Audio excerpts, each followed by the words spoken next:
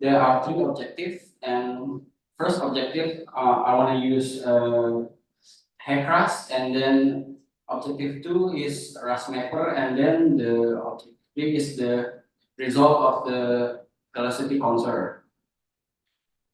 So this is the area study. The case study on the Bekasi River Package 1 project is located in Bekasi City and with a length of 11.4 kilometer. So the description of the function of the Bekasi River in the past, the Bekasi River functioned as an irrigation channel and raw water for clean water and drinking water. And now it's become a water outlet and receive water runoff from around the Bekasi River. So this is the example of a river station.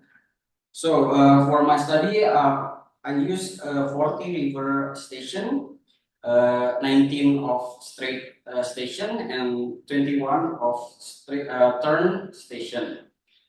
For the type, it depends on the characteristic of the river, a U-turn or a 45-degree turn. So this is the analysis and discussion.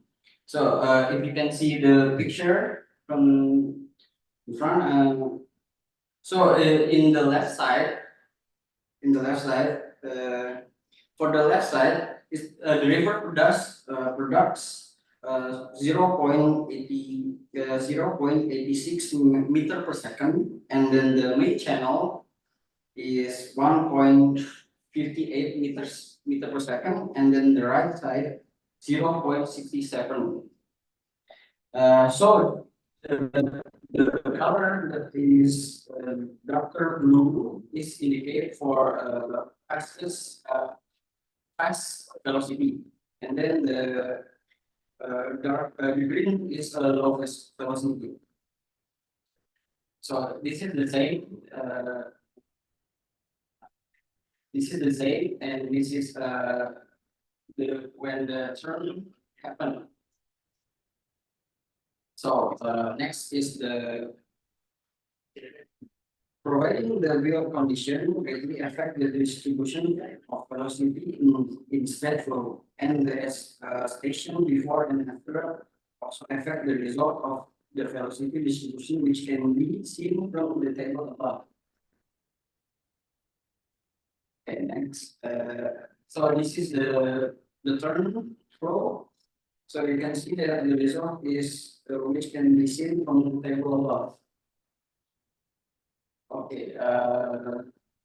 So the velocity increase and increase while passing through a band, and then where the flow velocity increase inside the band or in the band, when passing through the beginning of the turn, the increase offset the turn or outer bank.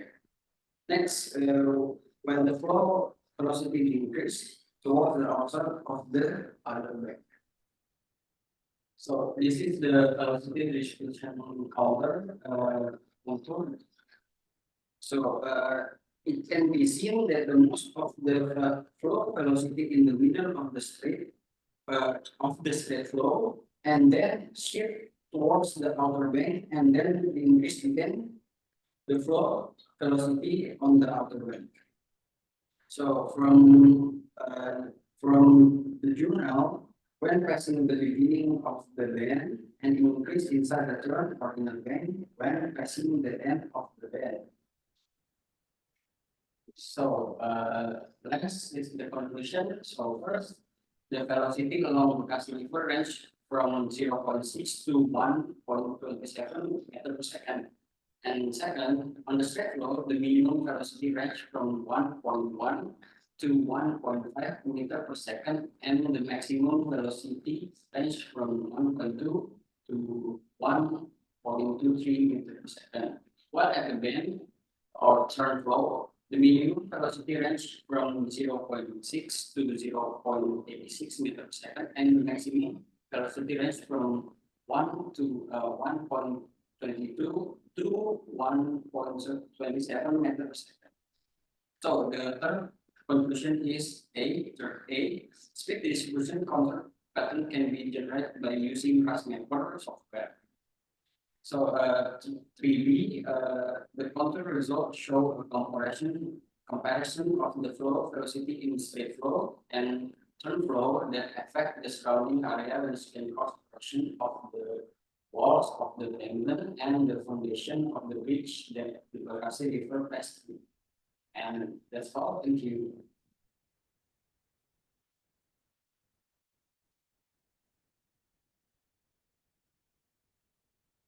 Very much, Mohammed. We're doing okay for time at the moment, so maybe does anybody have any questions for Mohammed before we move on to our main speaker? I can't see online if anybody's got any questions. Can someone check? Is there anybody in here in EP that has a question for Mohammed?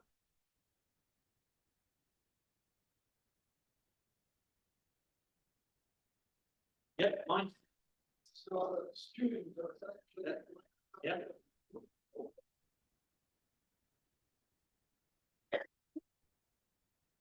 Thank you for that very nice presentation. You mentioned erosion towards the end. I'm particularly curious to know about observations to do with erosion. Is it a major problem in that river? Looking at the bends and the shape of the river, I can only guess it probably would be. But it would be quite interesting to know a little bit more about erosion, which you did mention in the end.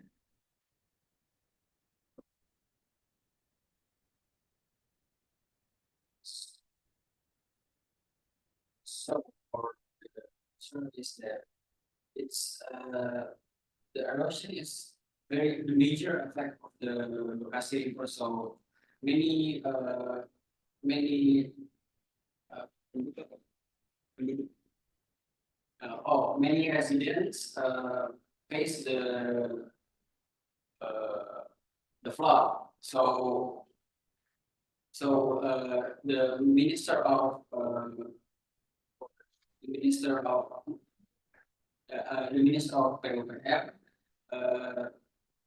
want to build an embankment wall that will be effective and efficient for the resident like that. If you don't understand what I mean, I can talk to you with much great with bahasa. Sorry. Okay, thank you. I just have one question myself. In your introduction, you mentioned that Bekasi could not even handle an annual flood now. Right, so for the last 20 years, it hasn't even been able to handle an annual flood. But the flood will decrease. The flood will decrease from time to time because we cannot make it disappear and make it decrease. Okay, so we've got and David, our main speaker, has got a question. Sorry, Mohammed, you're under pressure. Yeah, I see your analysis and your cross sections, and I just wondered what program you use to calculate the velocities, whether you use something like ECRATS, and whether it was a 1D model or a 2D model. Perhaps you can remind me.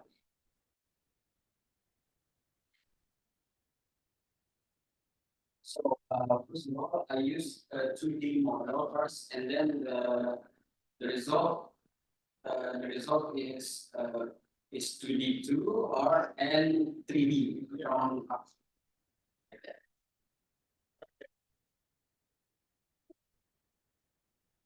that. Thank you, and I've just been alerted that there's a couple of people wanting to ask the question online. Mohammed, can we get the material? I think that's a yes. We will distribute that after the presentation to everybody that's registered. How to join the IC Association. We will, if that person could just leave their details, we can show you how to do that after this meeting. So I think that's it for questions. We will now move on to our main speaker. Welcome, David.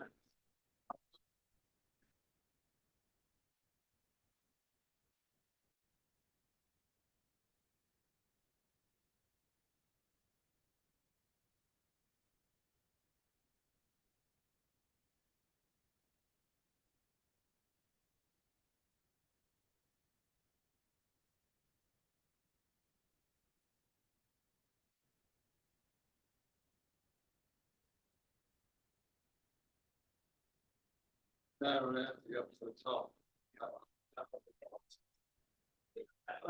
Everyone might recognize the building that's under flooding. I'm told that I believe this photograph was taken on the 11th of November 2016, but it happened again. If we'd have turned up here for a meeting on that date, we'd have been picking sides for a game of water polo. Okay, so page down. So I just want to quickly go over what I'm going to talk about. Introduction,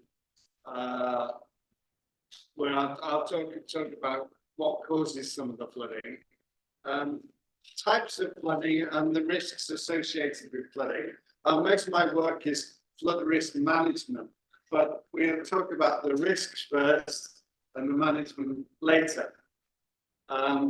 I want to give you some examples of good and poor practice in regards of flood management. Expected impacts due to climate change, because that is going to have a significant effect. The BNBP database, this is the organisation tasked with managing disasters in Indonesia. So they go from tsunamis to landslides to tornadoes to storms to flooding and several other types of experience. Aspects of the ADB USIT project, which is Enhanced Water Sustainability Investment Project, which is a project I've been working on for the last 5 years in various forms, it's changed several times, and I'll try and explain. Some of the USIT challenges and results and innovations we've tried. Not all flood risk management works are successful, and I'll show you a photograph of something that I didn't do. First of all, I say I wasn't involved in it, but it's an interesting area. And then I'll talk about sustainable urban drainage, which is called SUDS, and it's how to reduce flooding in cities. It's something that, as in the past, that there's been no connection between the Director General of Water Resources that manages the main rivers and the flooding in the cities, which is handled by the metropolitan or the town or city governments. In recent times, there's been a connection, and there are many things you can do in a city to try and reduce flooding. One of the big problems is that when rivers flood, the water levels come up so high that the drainage in cities can't get out. And as well as all the debris that gets clogged in the drains, that's one of the reasons why we have a lot of flooding in Indonesia. But I'll get on to that. First of all, just to show that I think I know what I'm talking about. This is a kind of map of projects I've worked on to do with flooding. If you read on the left-hand side, I don't know if you can see it here on the right-hand side.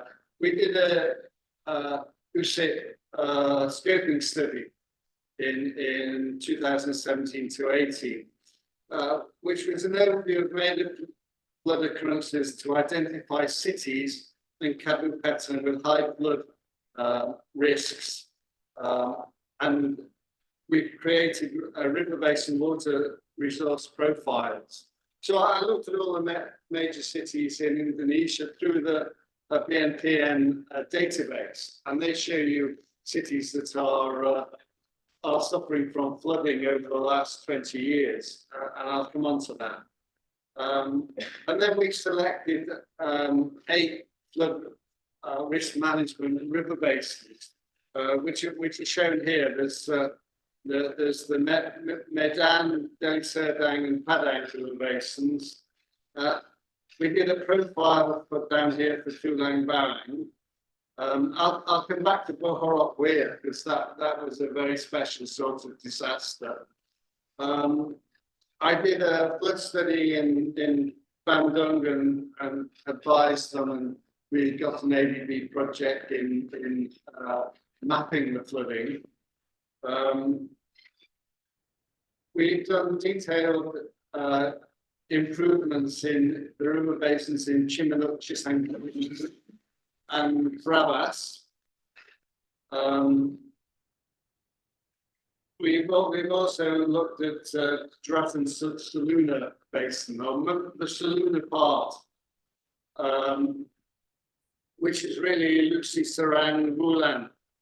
And I've done a flood study about 12 years ago for Lower Chittenden. I also worked on a World Bank project looking at 5 cities flooding: Padang, Pontianak, Manado, Ambon, and Bima. So there's 5 cities with major flooding problems. And also on Merauke, we did a big irrigation study on Merauke, but we were concerned about flooding, so we built a model to see exactly where it flooded, and quite a large extent of the irrigation area flooded. So, you know, that's my background. So I hope I know what I'm talking about.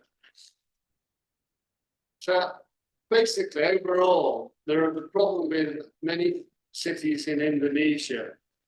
Many have grown organically with little planning for drainage services, such as transport, water supply, and particularly drainage.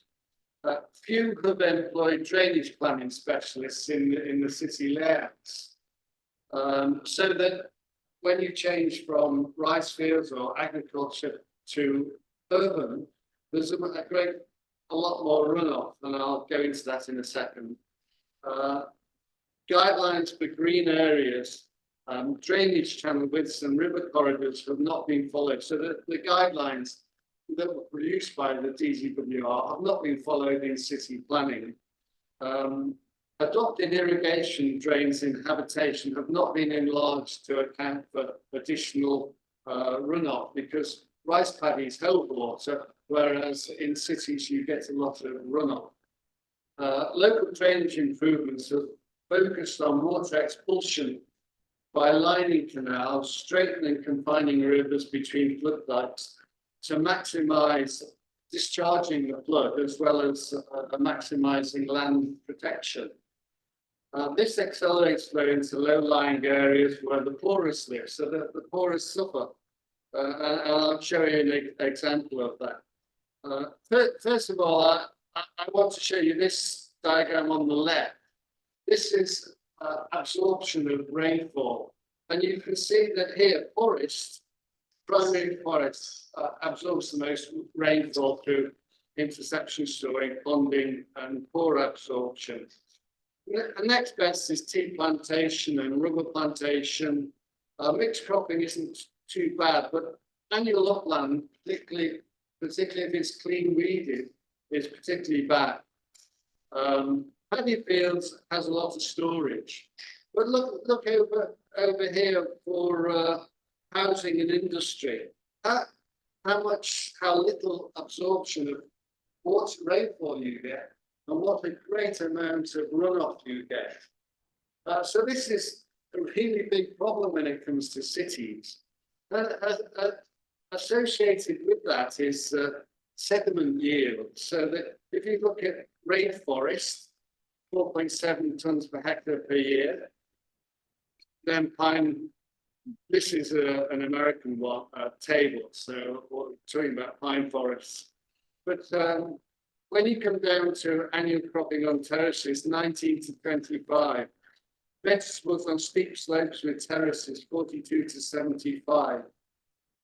Annual crops with down slope ridges, 75. The worst offender is cassava, because the farmers always clean weeded, and then they often put the ridges downslope to get rid of the water quickly. but it just takes off so much soil. You can see 75 tons a hectare per year. And where does it go? It clogs the rivers downstream and causes much worse flooding, and it clogs irrigation schemes. So we go to types of flooding. Generally, it's broken down into 3 types of flooding, but usually several types combine together to make the flooding worse. But river overflow floods. Here there are photographs of Bandung and Demak in central Java. This is the lowest part of Bandung here on the left. This is the lowest part where the poorest people live, and this floods 5 times a year. The consultants have been there for nearly 25 years on an urgent Bandung flood project. And first of all, they planned to protect it for a 20-year flood. Then they decided, well, we can't do that. 5 years. And now, after all their efforts, we get flooding 5 times a year. And it's not just water. I mean, it's nasty industrial stuff. It's human pollution. And 5 times a year, it goes into 1 meter depth or 2 meters depth in people's houses. And they've had to live with this, and probably cause all sorts of health problems. Kudus is in our design area, Kudus and Demak. And this is what's been happening on a regular basis. You can see pretty widespread flooding. And our innovative methods to try and at least reduce that flooding, I'll show you later. Now rivers can also, particularly in steep and hilly areas, rivers can be very violent, very fast flowing. So this is a nice picture of the Bohorok, where tourists go to look at orangutans and go for hikes in the forest. And if you look in the distance here, there's the weir, and that was the reason I was up there. The weir was damaged, and we were going to repair the weir, and then a flood happened. And this building here is the same building on the right, so you can see what happened to the restaurants and hotels there.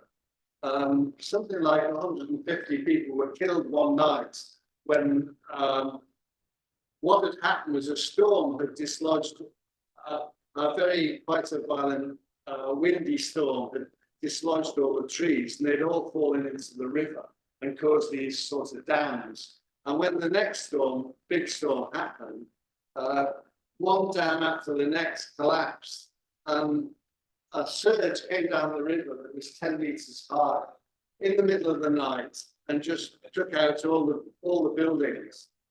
Unfortunately, it happened at night, so there was no video.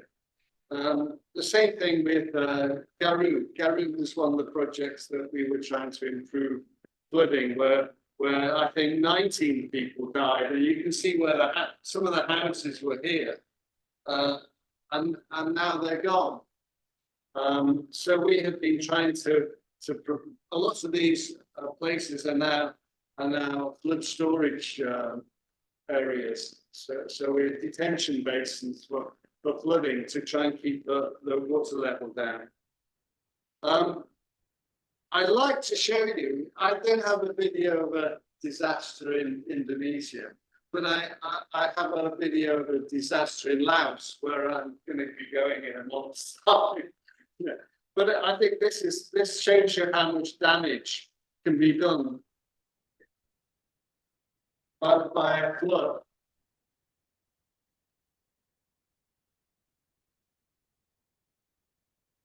The sound has been turned down because there's a lady screaming to the people below to get out of the way. So.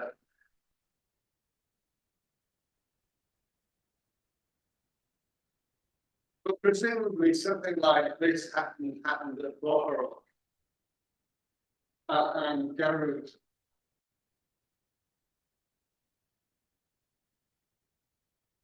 Watch what happens to this excavator. And I think it's in this car is.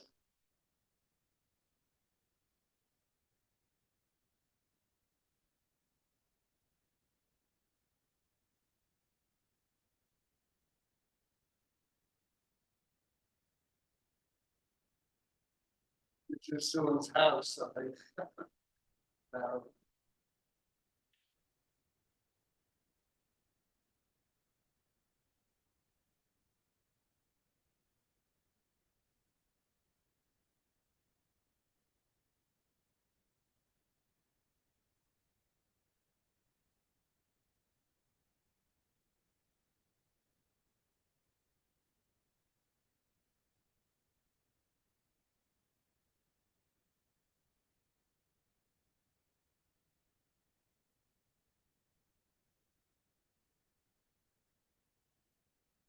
Oh, now what's happened? How do I get out of this? Go back.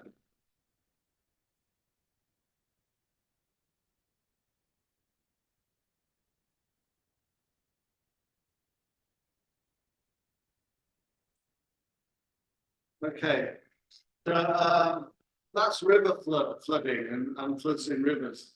Pluvial flooding is when you get a lot of rainfall, and it happens a lot in cities. And as I said before, one of the problems is that if there's a river flowing through a city, then the river levels become high, and the drainage in the city can't get out because of the hydraulic difference. And you often find that these drains are clogged with debris anyway.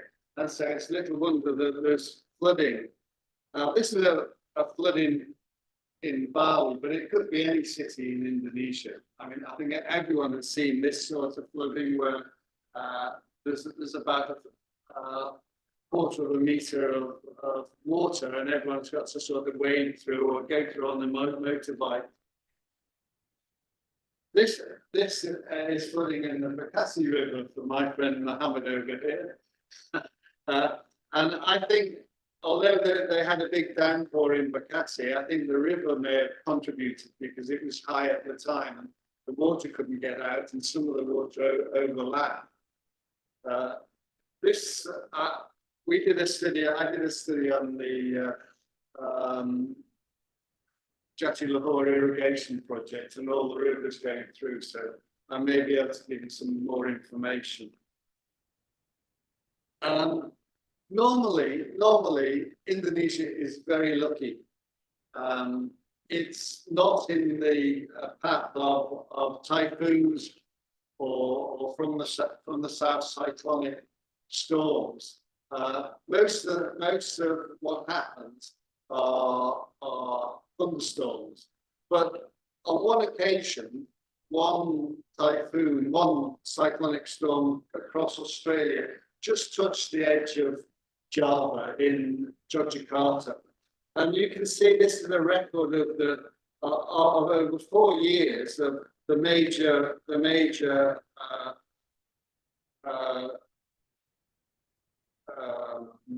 electronic storms. But then this typhoon happened and you can see the difference. Instead of 55 millimeters a year falling, nearly 225 millimeters fell. I've worked in the Philippines and Vietnam, and sometimes typhoons there can drop 600 millimeters of rainfall, and the flooding is just astronomical. So we're lucky, but occasionally we get a typhoon that impinges on the outer parts of Indonesia. This is a young man in Yogyakarta who saved his pet goat. So it shows you how deep the flooding was. And this is a map, and you can see how lucky Indonesia is. So look at the Philippines and over in Vietnam and Bangladesh, all these typhoons over here, causing immense damage. My project in Vietnam, about 6,000 hectares of one scheme was inundated the whole wet season because 13 typhoons came across the Philippines. But Indonesia are just a little bit in Java and East Java, and there was one event that went through Sumatra.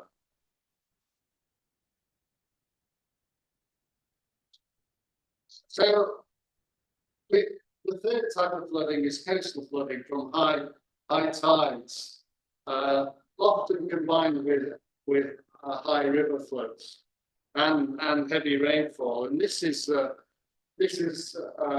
part of from we were improving drainage and flooding in Palawan, North Sumatra, and then this shows you a satellite image of flooding in Pekalongan in central Java. And this is flooding in Jakarta Bay. Partly not only because of increased tide levels and climate change, but also because of the land is sinking. Now, to show you what damage a typhoon can do, I had an irrigation project in Tacloban in Leyte, and about 5 years after I finished my project, fortunately, cyclone Hainan came through, and you can see here in this photo, it's just like Aceh after the tsunami. Tacloban is here on the map. You can see right in the arm, that sort of armpit. And you can imagine typhoons coming this way and spinning in a clockwise direction would be pushing water into Tacloban. Now I'm going to show you a video, I hope. Part of the video, I think the first part is here, but the second part I think is what caused this.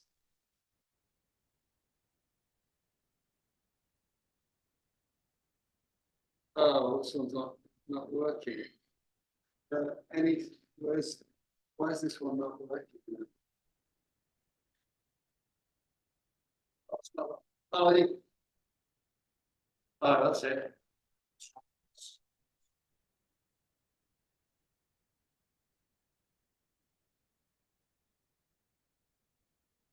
So this just shows you the damage of typhoon flood surge can do, and no wonder the result was killed 3,000 people in Tacloban.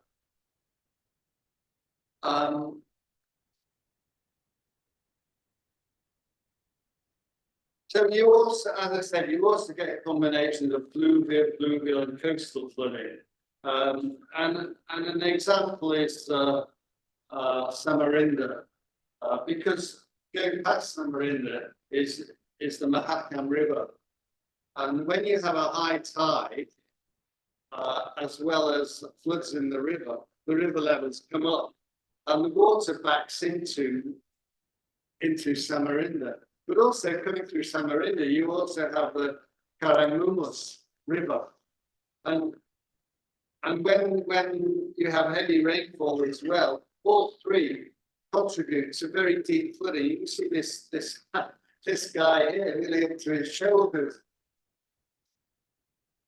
So we came up with lots of detention basins upstream in Karangumus, and also a flood control gate at the mouth of the Mahakam, so that when you had high levels in Mahakam, we could close the gates and hope that the detention basins would take the excess flooding from Karangumus. We just did the pre-feasibility study, and that will go out to local consultants to do the feasibility study and the detailed design, which was done by someone else. It wasn't done by the ADB, so I don't know what's happened there. This is only what 100 kilometers from the new capital, so perhaps the new president may find out about this. This is Semarang, where you get not only flooding, but you also get quite a bit of settlement. And you can see that this used to be rice land and tambaks, but it's now dirty looking water. So coastal erosion, land settlement, extensive floodplain flooding. So this is, you can see Semarang down here on the bottom left. Now.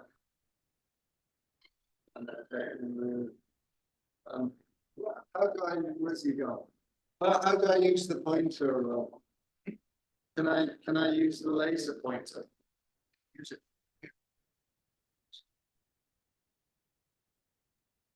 Oh, there.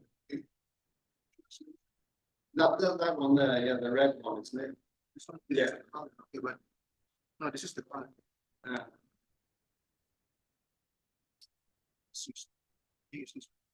I'll just use this.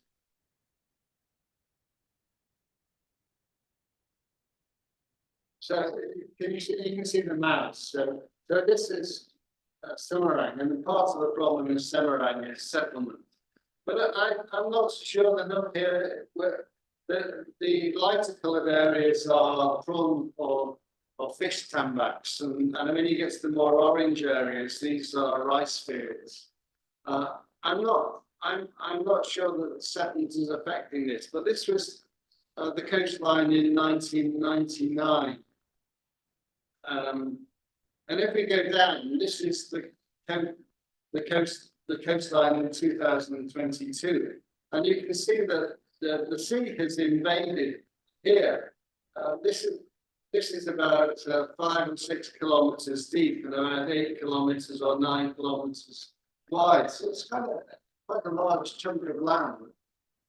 Since 2022, there's been a very big mangrove growing project. If you look at the previous slide, you can see all the mangrove has been stripped away here for prawn tambaks. So they've taken away their protection, and this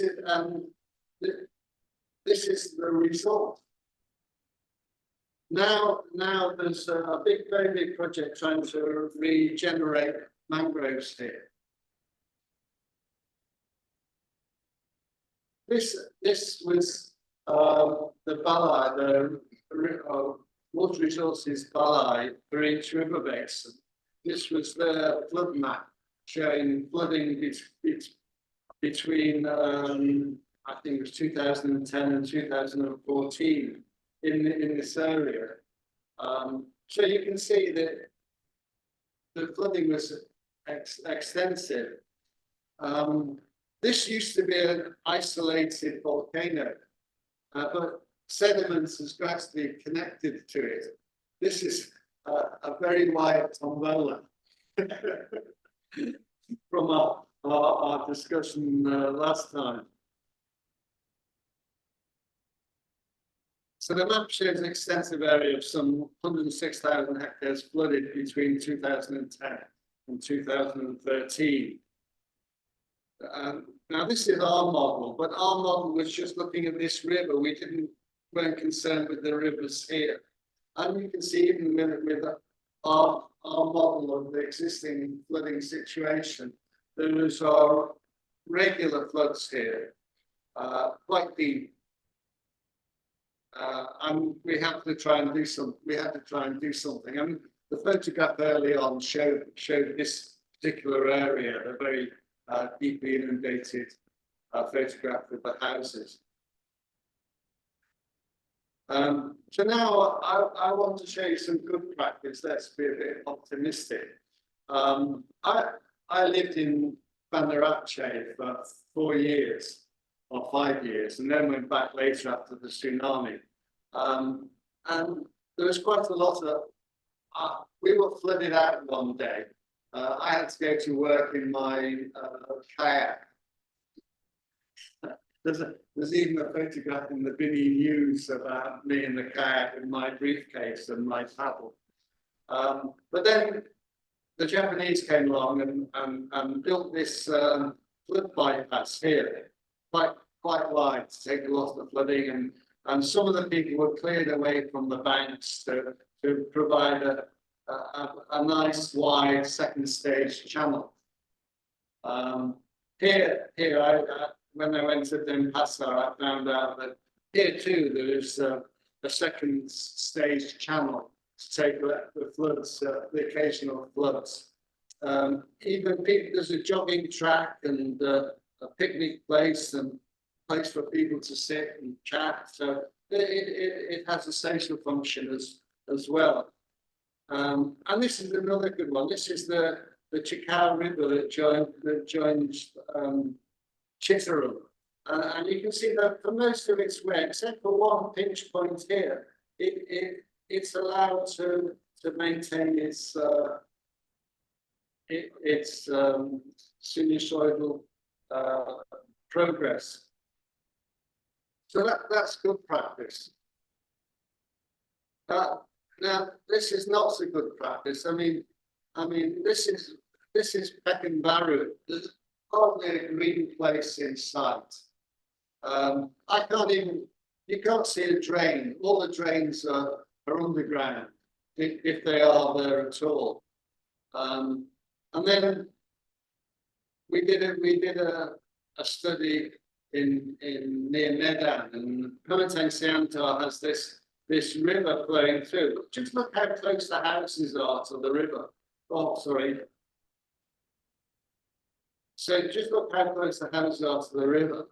And then I've been recently working in Palu, and in Palu we have these we have these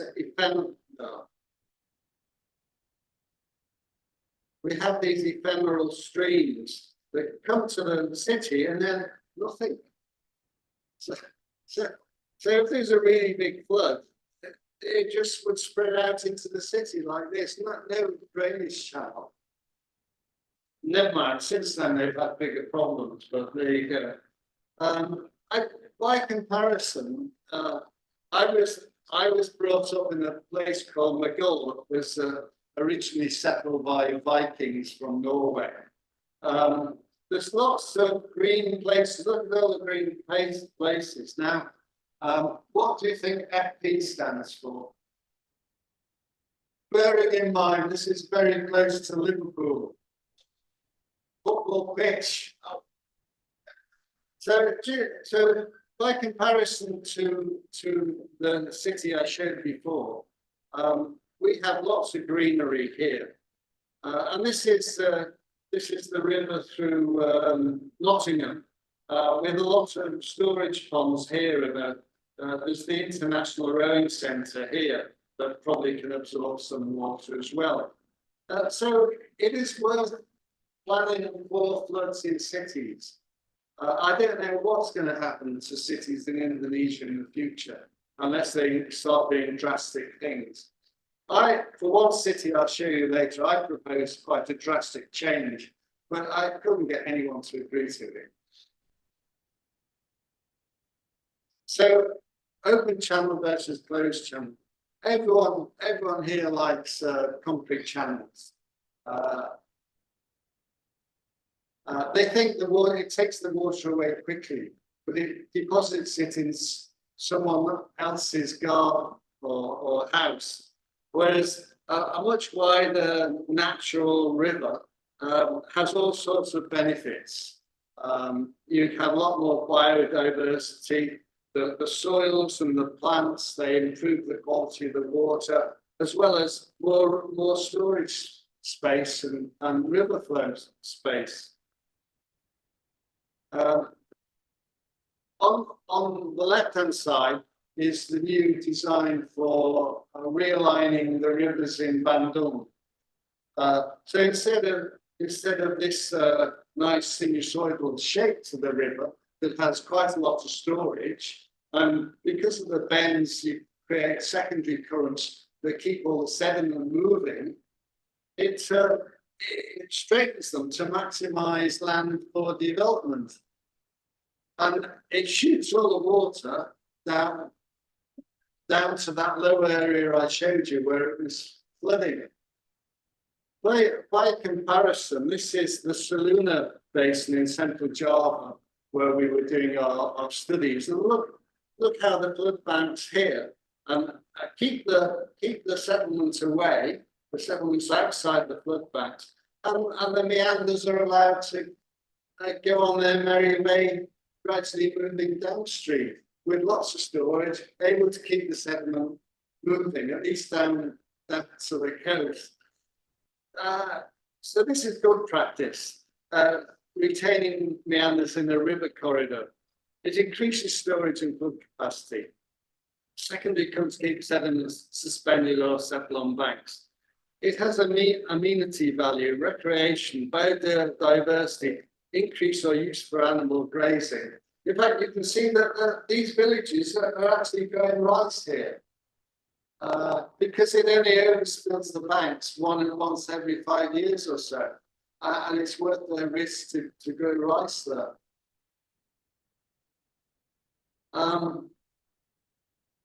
Further from Chimanok, we also looked at looked at several rivers.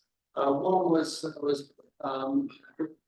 Babakan River near Brevas, and the other, well, earlier I looked at the Chittendoi River, and for some reason the banks in this section here, the banks in this section here had grown up and connected with the high ground here.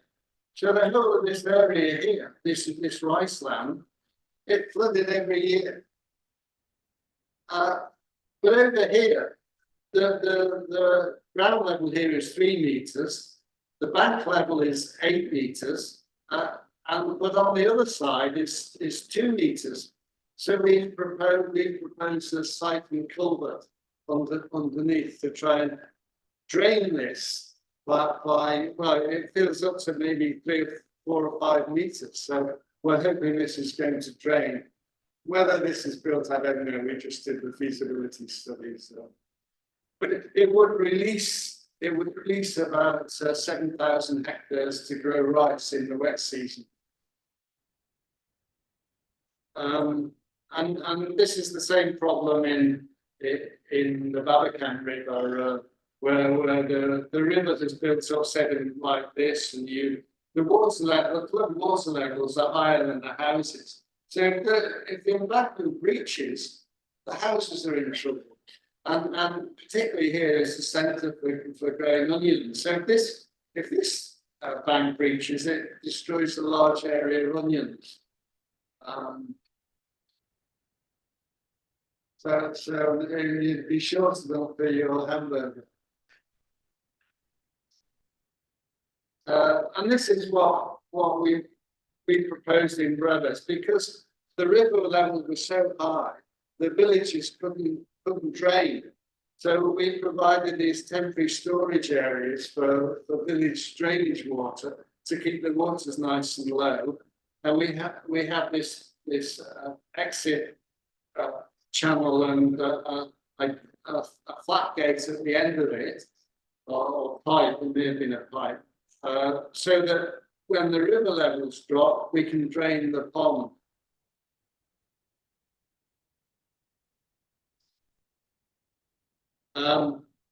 Now, climate change is a big problem because climate change is predicted to increase wet season rainfall, storm intensity, wind speed, soil erosion, and related damage.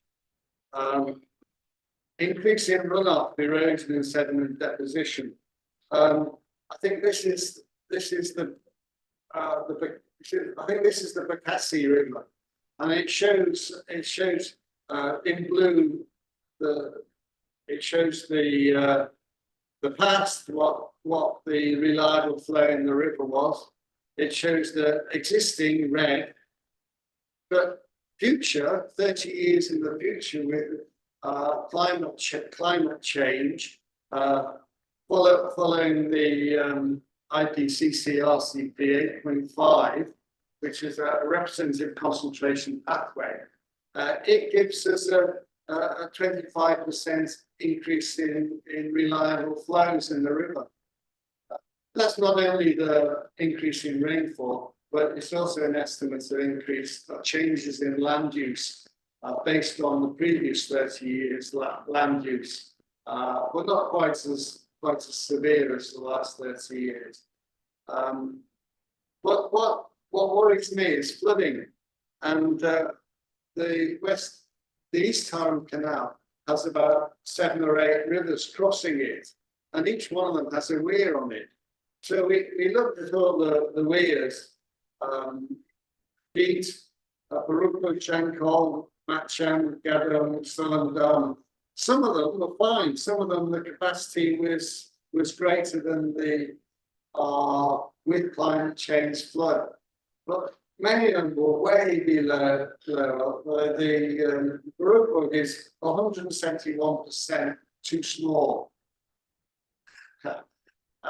So we've designed some additional spillways for it. I think one was being built from a satellite image I saw. And Stainless Sound Dharma is 30% too small. The Beat River weir is 50% too small. And then sea level rise with storm effects. It's not just sea level rise that's the problem. Storms are going to get more severe, and storm surges are going to get severe. And then if you combine it with a high tide, and then the wave, greater wave, higher wave, and wave swash, that's runoff, you can see that these sand embankments are just going to get eroded so easily. So they need protection. In the north of Java and east of Sumatra, it can be mangroves. The trouble is the Indian coast waves are so aggressive that it's hard to grow mangroves there. So we expect quite a lot of inundation on the south and north coast of Java. This is prediction of the National Organization for forgotten now. It's an American organization that studies sea level rise, and they are predicting that by 2050 we'll have 0.6 meters increase in ocean levels. By 2100, it'll be 2.5 meters. I don't think I'll be around for that. I don't think many of us will, even our students, but you never know.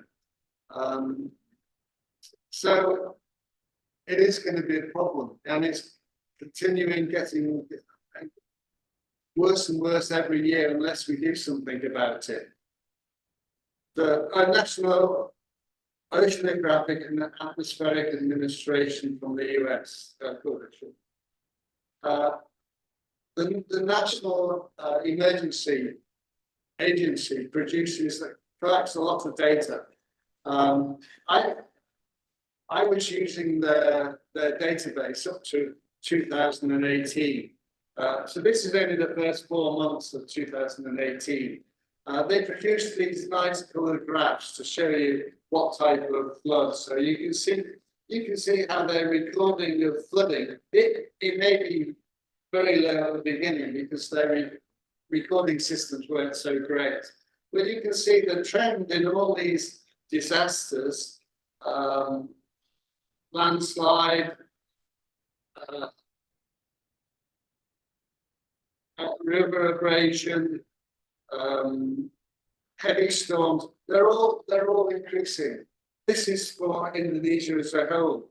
And they provide a nice table of data for any student studying flooding throughout Indonesia and damage. So you can see the total number of events, the dead and missing, the population affected and injured, people displaced.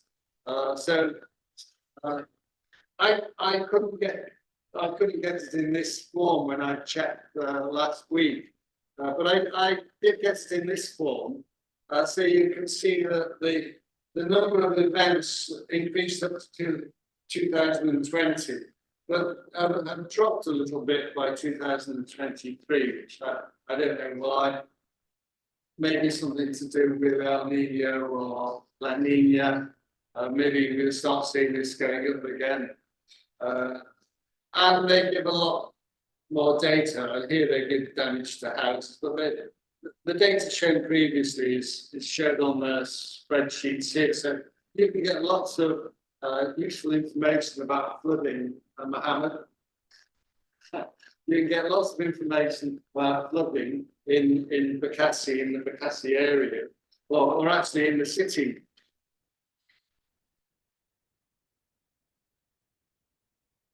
You can get lots of information about from Bekasi on damage and everything over the different years. You can also see it by province, and it's amazing how much people are killed in Java as compared to other places. Mainly because poor people live in the lower areas here. There's so many, the population is so dense here that people take much greater risk when it comes to floods. And here you can get the information by province. You see the red is flooding for North Sulawesi province. You can get it for Kabupaten, and you can get it for the cities. So it's really good basic data on flooding. Now, our project, am I still got time on?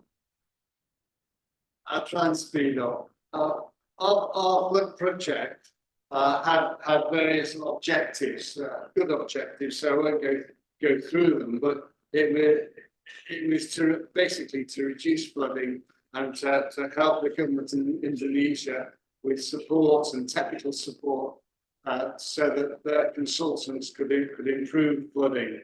And how to prioritize different areas of priority for investment in flood management. Then we helped a lot with innovative design, including green engineering, nature-based solutions, and we did a lot of 1D and 2D flood modeling to enhance knowledge.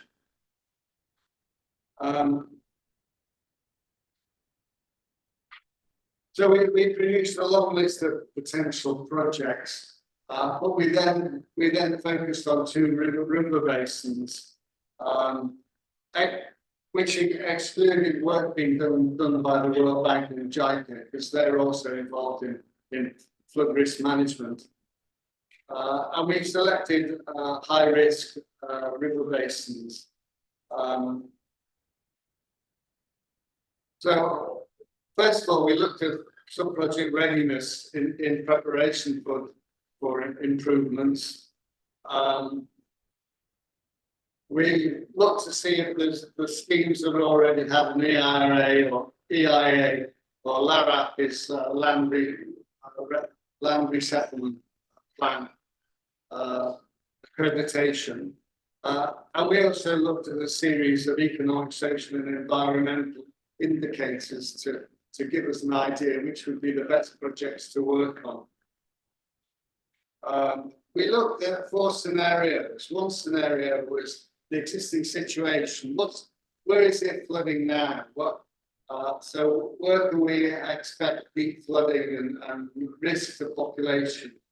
Scenario 2 was that each balai had proposed improvements. So we put their improvements into our model and to see how much it reduced flooding. Scenario 3 was we looked at the river basins and we thought, well, what else can we do to improve flood risk management? So we came up with some innovative ideas. Not all of them have been adopted because some of them are quite expensive.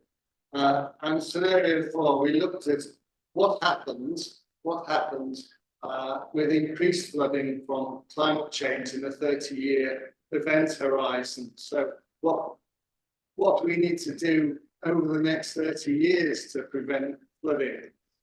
So we plugged in some more innovative ideas.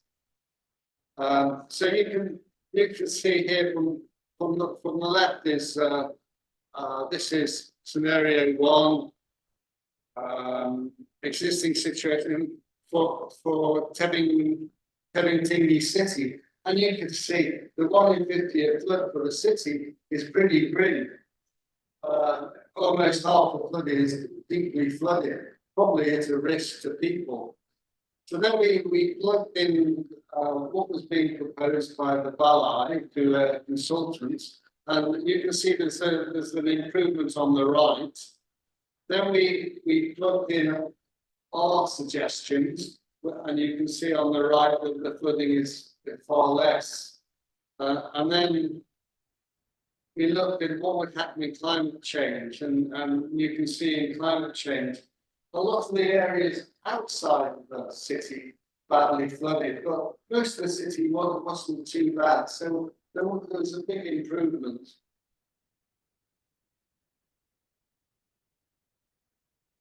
So this is the river, the Padang River, with Teddington City here. The blue, underneath the blue line is the 1 in 5-year flood, which is what generally agriculture is protected to.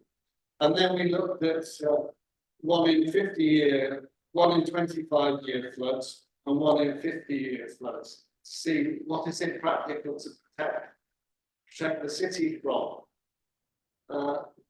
Then we plugged in scenario 2. We plugged in their scenarios, and they were putting in some improvements in the city here that was below the 1 in 5-year, but not below the 1 in 25 years, sorry, not below the 1 in 25, and not below the 1 in 50, which is what you really need for cities. So we then you can see the black lines are the existing banks, river banks. So the protection is quite substantial that you need for the 1 in 25 and 1 in 50. You're outside the city, the 1 in 5-year is okay. You know, there's not a problem here, and not a problem upstream either. And then we added, for climate change. This is what we proposed. We proposed a diversion here through this channel before the flood got into this part of the city. And this river here, we're diverting to this river here and enlarging this river. Well, we found that there was a lot of retention sites here. I've not proposed down, but it would probably be more of a barrage to let the sediment through. And you can see here the little red line is the dam at the top. So that little red line creates a huge storage. That actually we also proposed for water supply to the city. So that made a big difference to flooding through the city, because we could store it here if they follow the operational rules. Our aim is if you look at the flood hydrograph, so this may be the 1 in 50-year flood hydrograph here, and our aim is to try and lock off the top of this hydrograph with storage. So this area here goes into storage, and once the river levels drop, we can release it here. The yellow I think is the 1 in 25-year. we can try and keep it down even lower if necessary. And almost all of the 185 year flood can be absorbed.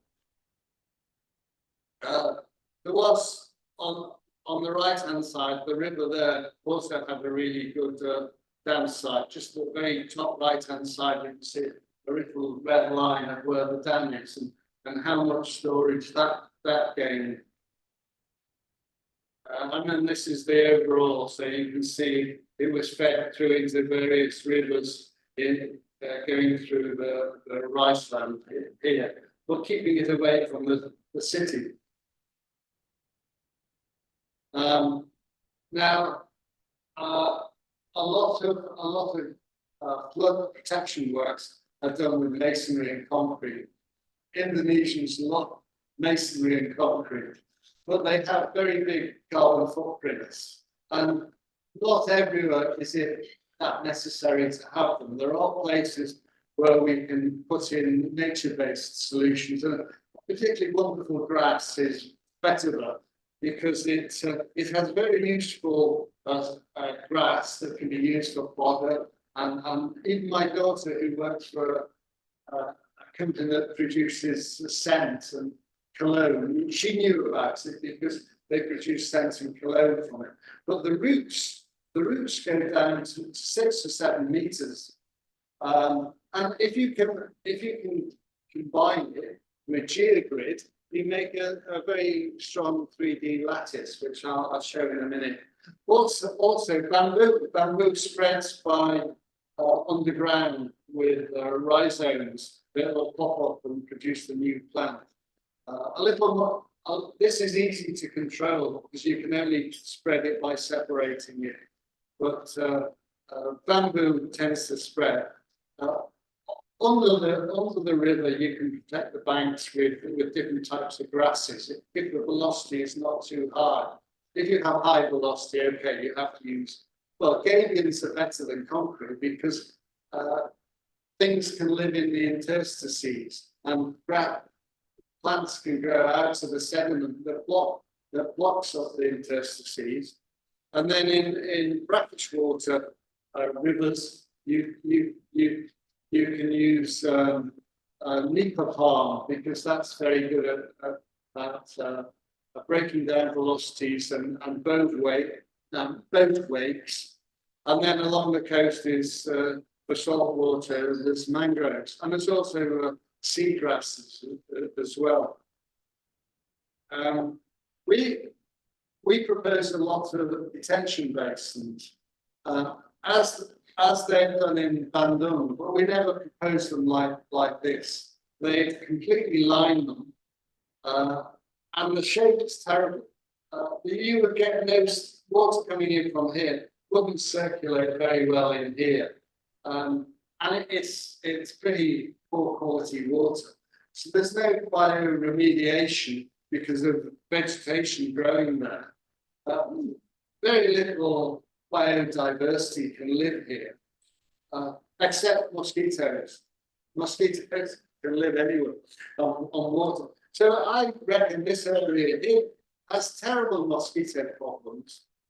Now, this is a detention basin at Garut, and you can see that because of the shape of it, the circulation would be much better, and all sorts of things can live in there.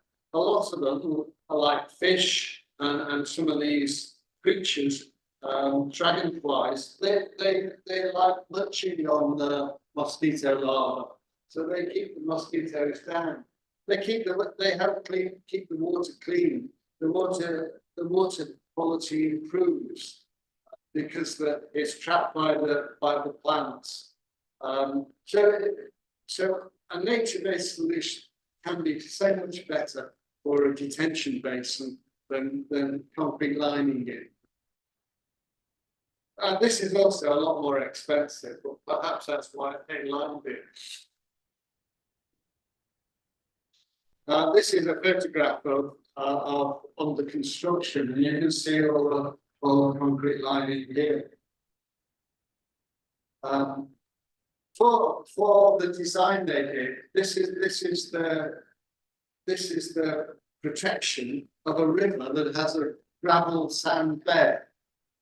Why they need these long stabilizers, I don't know. And why they have to have concrete above the flood level, design flood level, I don't know.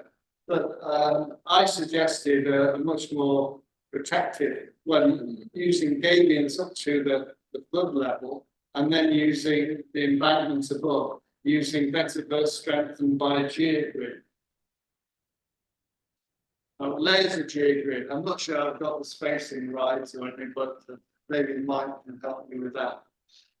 And then the riverbed is protected by some riprap here, and if you get abrasion of the gabions, at least you've got some concrete protection here. This is the Japanese project in Palau to line the rivers, which I thought, this is a cross section, and this is a photograph of the result. I mean, it may look nice to the ancient engineers, but it's inert, nothing will live in there. Whereas ABB, thanks to Chris Morris, trialled a section of the Chitterum with vetiver. And you can see this is when they planted it. This is 2 months later. This is 4 months later. You can see how quickly it grows. It can withstand a velocity of 5 meters a second. The roots are that strong. I believe with a geogrid underneath, it can probably withstand velocities much higher, but I haven't seen no data on using vetiver with geogrid and velocity tests. So, but it's good stuff. This is soft soils on the lower Chimney, and because there's so much silt in there and very little clay that's holding it together, they very easily slide. And these are the heavy concrete solutions, which actually do nothing to support or improve the quality of the embankment. Gabions is better, but these gabions have no filter. This drawing shows no filter for the gabions, so a lot of this fine material could get washed out through the gabions. So we came up with this design, which shows the soft soils strengthened by the geogrid and the vetiver coming down in this sort of 3D protection. And because the road was closed, we could tie the geogrid to these precast slabs, which is a recent form of construction. On the surrounding Wulan River, we didn't have this so much of a problem, but even so, the slopes are very gentle, and the local consultants proposed vetiver here, so we persuaded them to use vetiver similar. And a nice tree on the bench, and I proposed that they use this aquatic grass under the normal water level to give some protection. You can find aquatic grass that doesn't grow too high, so it doesn't impede the water too much. And then at the end of the Juana River is Juana City, and you can see this block here is exposed here, and you can see the river is so narrow. I mean, this has a huge catchment area. The river is so narrow, and it's filled with boats. I couldn't find a hydraulic reference giving me what the drag effect was in boats on a river in a flood. Program in the head grass didn't have a value. Anyway, I found that there's a nice low area here. So why not put a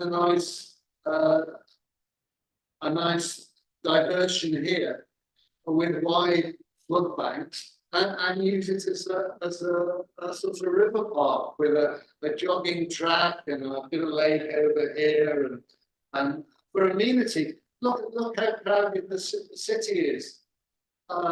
Where is there's only one green area or one or two green areas in this great mass of housing. And just coming to the end, this is when I looked at Gorontalo, I saw that the Japanese had been busy designing this flood protection. But a lot of the housing estates don't seem to be protected. Look over here and here. They're just inundated. Okay, so, oh yeah, sustainable urban drainage. The idea is that the people that occupy a space are responsible for the runoff. So if they can delay the runoff, then the flooding in the city is not so bad. So it's getting people to take responsibility for their own flooding. So anything coming off the rooftop or the car park can be fed into a pond, and the overflow can go into an infiltration well here to try and spread the water into the groundwater. The same here with a car park. We leave gaps in the blocks for the water to drain through, and the storage here in the gravel, and it will permeate into the ground.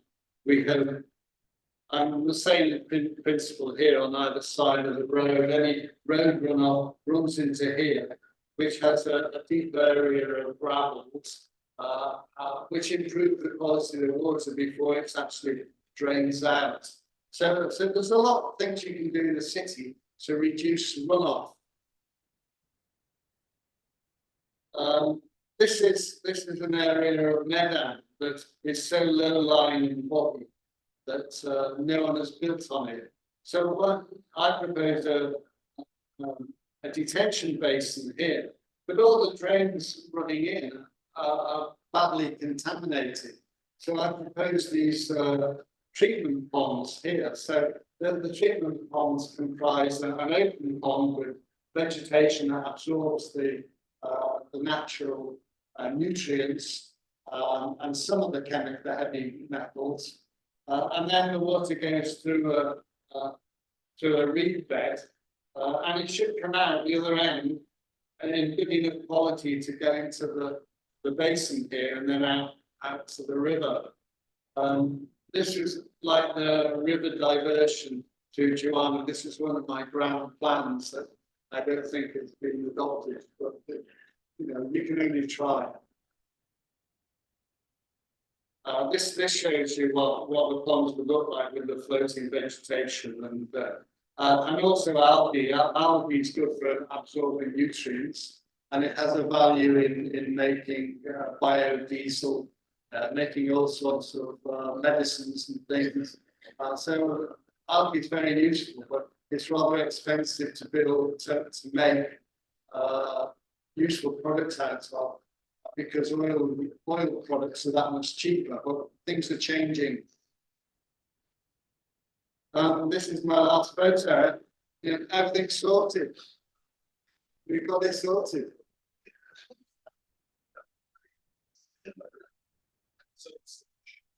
So thank you. I hope I didn't take too long.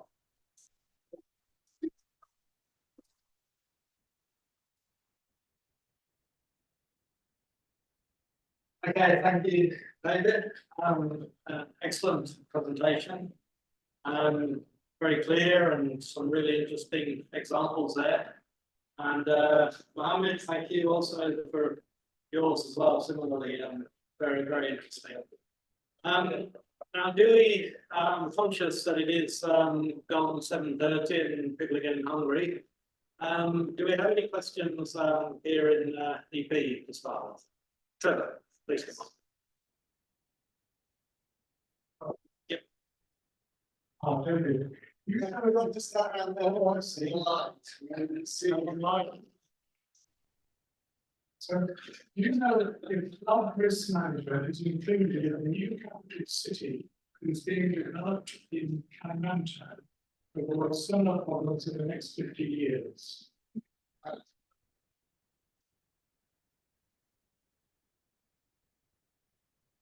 Well, actually, I did look at the city and it's on very undulating ground, so it does have defined drainage paths.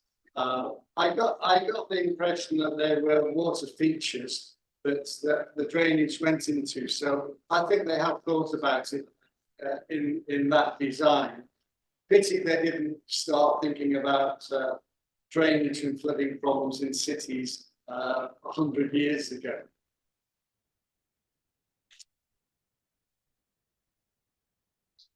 If there's anyone want to ask the question?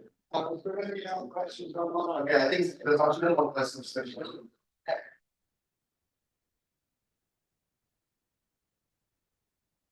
First of all, thank you David for a great presentation. My name is Phoebe. I'm a student from Venus University. And my question is, in Jakarta, there are two methods of flood mitigation. The first is infiltration well, and the second is river normalization. Between both of the method, which one is more effective and to implement in Jakarta? Thank you. And river normalization. River normalization. Normalization. Yeah. Yes.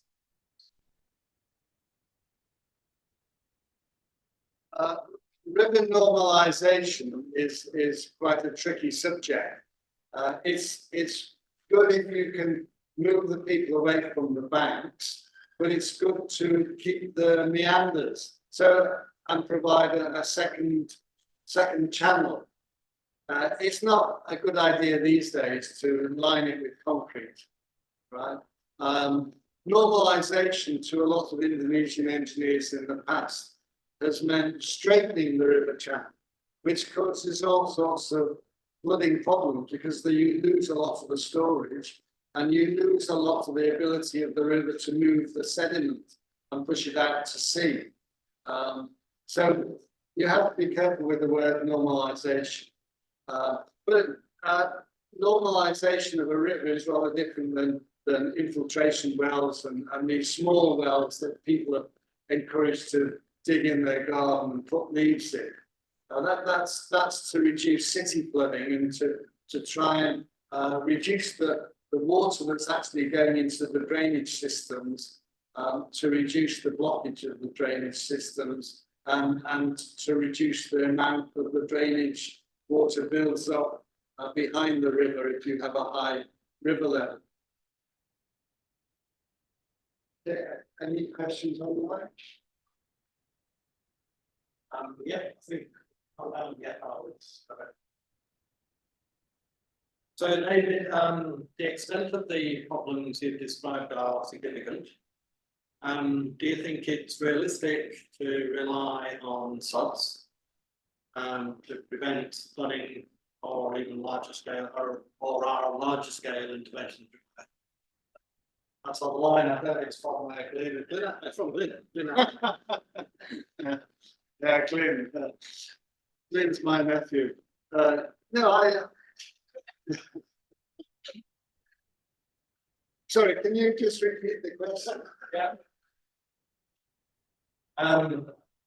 Is it, given the scale of the problems that you're saying, is it realistic to rely on SODs? Or our larger scale interventions really required? Well, I think it depends on the city and how much flooding is in the city, and some of those cities I showed with wall-to-wall housing. Some of those, if the river goes through the city and it's confined, then I think you might be looking for either large detention basins upstream. You would be looking to protect the city caused by concrete walls, probably, but also you'd be looking for a diversion channel around the city.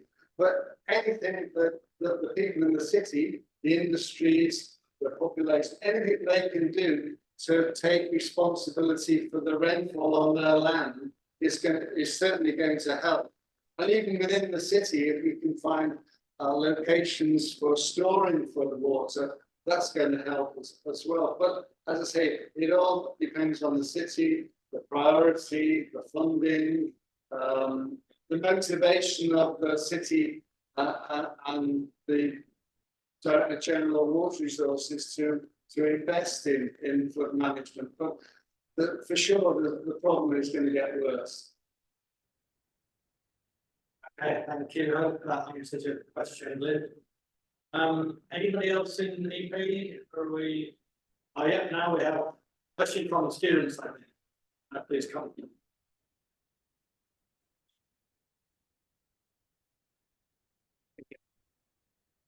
So first of all, thank you, sir, for your wonderful presentation. My name is Andrew from being a student. Subsidence of the land and rising of the sea levels have a big impact on Jakarta. So my question is, what are some quick solutions to deal with this problem, especially for the flood, cost space?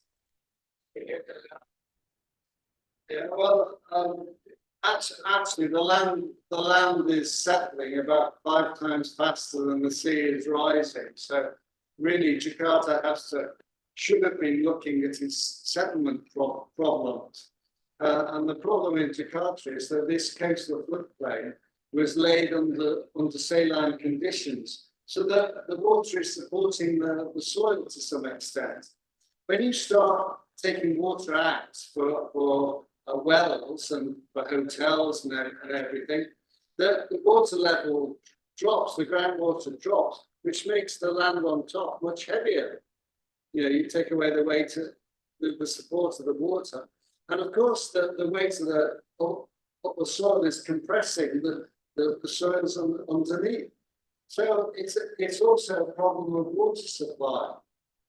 Now, what I think is a bit odd is that the ADB worked very hard at cleaning up the East Harbour Canal, and they put a siphon under the Bekasi River to double the amount of water that could be sent to Jakarta. So instead of 16 cubic meters a second, you can now get 32 cubic meters a second under the Bekasi River.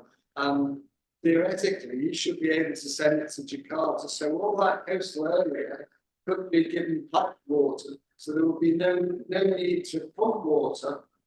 I mean, what's settled to settle, but if you continue abstracting water, it will continue to settle.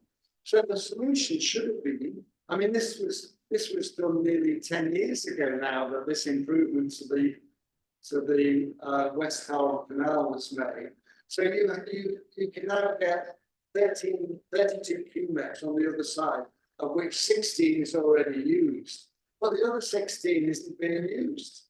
They should have built a treatment works there and pumped it to Jakarta and distributed it, particularly in the coastal areas, to at least stop the current settlement.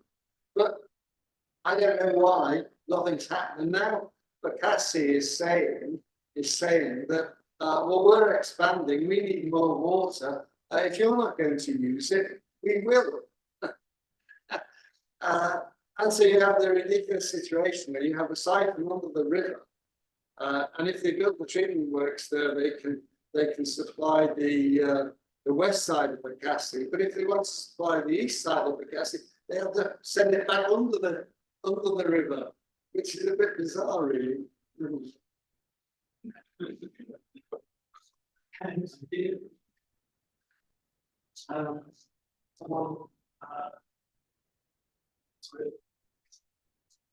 Another question from inside EP? Oh yeah, I'm back. Yeah, please come on.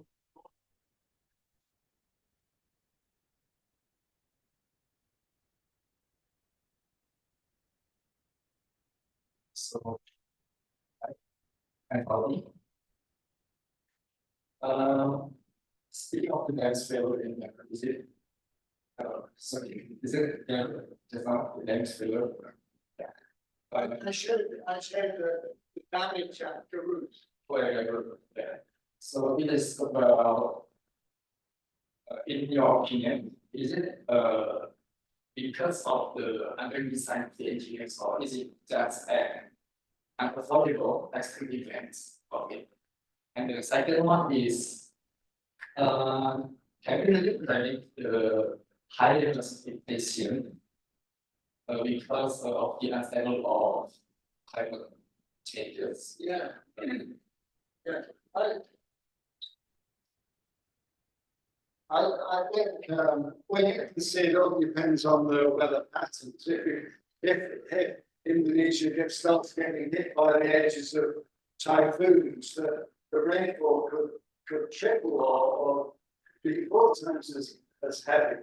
But normally, it's believed that the present sort of weather system will intensify, so that rainfall will probably be maybe 20% higher over the next 30 years, which means that your flood descent defences have to be built up over that time. In Garut, we've identified 4 locations for detention basins. So when you get a flood peak, a lot of the water, the peak water, will at a certain elevation we start filling these detention basins. Right, so you will lose that peak that actually overspills the riverbanks. That's the idea. So it was that peak that overspilled the riverbanks and went through the housing and caused so much damage. But because Garut is in the hills and the river is quite steep, the velocities of that flow are probably 10 meters a second or possibly more. Because the river is so steeply sloping. On the floodplain, the velocities, as we saw in Bekasi, the velocities are much lower, again 1.5 meters a second, or even 2 meters a second at the most during a flood. Sorry? That's the index. Oh yeah, it's all in the report. You know, there is a report on that was produced by ADB, pre-feasibility report. The design consultants have produced a feasibility study and they produced detailed designs. So there are detailed designs of these flood detention basins available. You'll have to ask the government for them. Although I do have. Okay, thank you.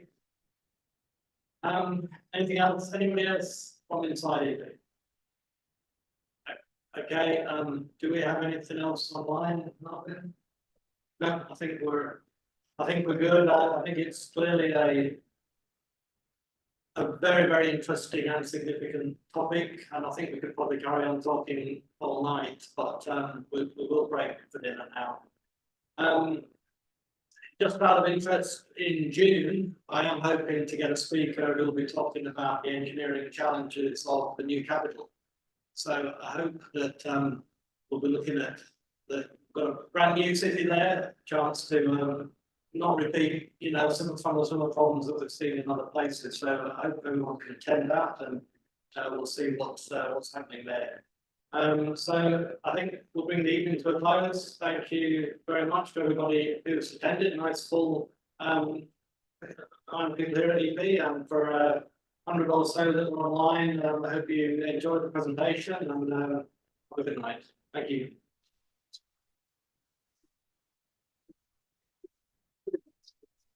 Thank you to Mr. Nancy and for getting this session. Once again, thank you to all the speakers for your excellent presentation.